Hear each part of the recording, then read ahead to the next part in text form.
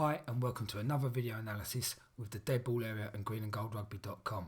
Now, you might hear I've got a cold, so if you're struggling to understand what I'm saying, the subtitles will be active for this video. Argentina's powerful performance in the quarter-final over Ireland stunned many people. They played with width, power, pace and skills traditionalists just wouldn't normally associate with the Puma sides of old. They've managed to combine their traditional strengths at the set piece and in the close exchanges with a wider 1-15 Southern Hemisphere style game in the wider channels, where they've looked for mismatches they can exploit, and when they've done it, they've looked world class. So with the semi-final in mind, I wanted to have a look at their game against Ireland and New Zealand and a couple of key areas I think the Wallabies will focus on. Let's start by looking at the Argentinian attack early in the Irish game. One of the biggest issues for Ireland, I felt, was how much they backed off to contact in the wider channels. For example, in the lead up to Moroni's try, Argentina attacked from a regather. Keep the momentum up and Ireland narrow out in defence. The real issue here though is how they're already backing off as the ball comes wide. Now Ireland have a tendency to do this.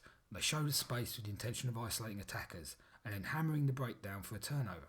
But this time they get exposed for pace and Argentina score a great try. Again, on the second try we can see Madigan is slow to come up and then he sits down and backs off, giving Argentina an easy 3 versus 2 with 15 metres to work in.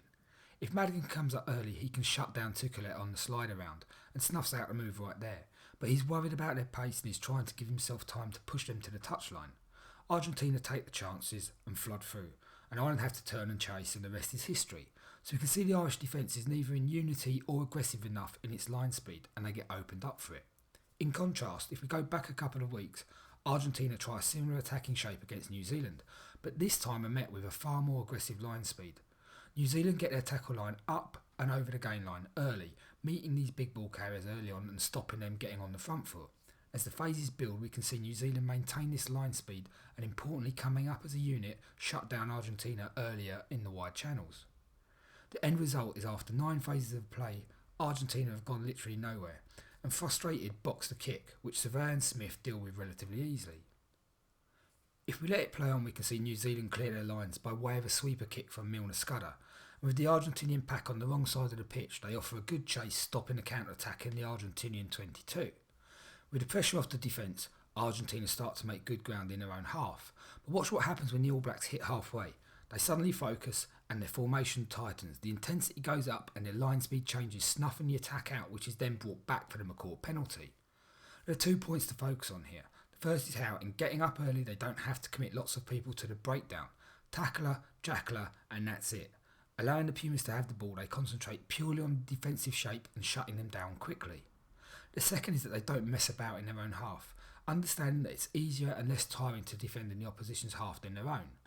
Now, if a team drift, Argentina start attacking around the first or second defender, as we see here against New Zealand, leading to the Smith yellow card. And then later we see it again in the Imhoff try where Lobb attacks the defender and offloads inside. So straight away we're seeing a team that once on the front foot attacks space well, right across the pitch, which demonstrates the importance of getting a good wide defensive line square on and pushing up very quickly. Now against Scotland, Australia were a lot more passive. They got sent backwards and they paid for it with a try against Horn. So expect to see Australia up their intensity in defence, bring back that aggressive line speed we saw against both England and Wales, giving Pocock the gain line ball he likes to attack and Hooper the chance to rush up, out wide looking to wipe out attackers.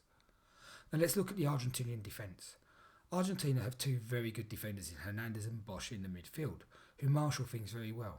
Both have very high work rates in defence, and as we see here they get up very quickly, backing themselves to make one-on-one tackles. Here they hurry the All Blacks into a poor pass, rushing up and backing these defenders, sweeping around to mop up any mistakes. Again, here we can see Bosch get off the line early and hit Nonu.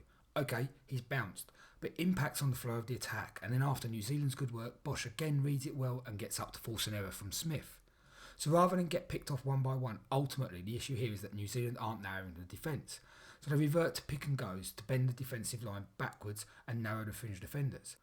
Once those fringe defenders start sucking in, the All Blacks attack the next channel out until they've created a line break, and then once on the front foot they look wide, as we see perfectly here with Kane's try. They utilise short runners off the line out. First Carter carries, then Surveyor picks and goes. The pack then keep them transitioning with pick and goes through the middle and then quickly pull the Argentinian defence out another channel with Conrad Smith. On the rewind the space has opened up and they play simple hands and Kane canters in for a great try. So again, I think we'll see Australia taking a leaf from the All Blacks game plan. Look to pull in the fringe defenders with quick pick and goes and short pods off the 9, and then look to exploit the space that's left wide. Thanks for watching. Please don't forget to follow us on Facebook, Twitter and YouTube.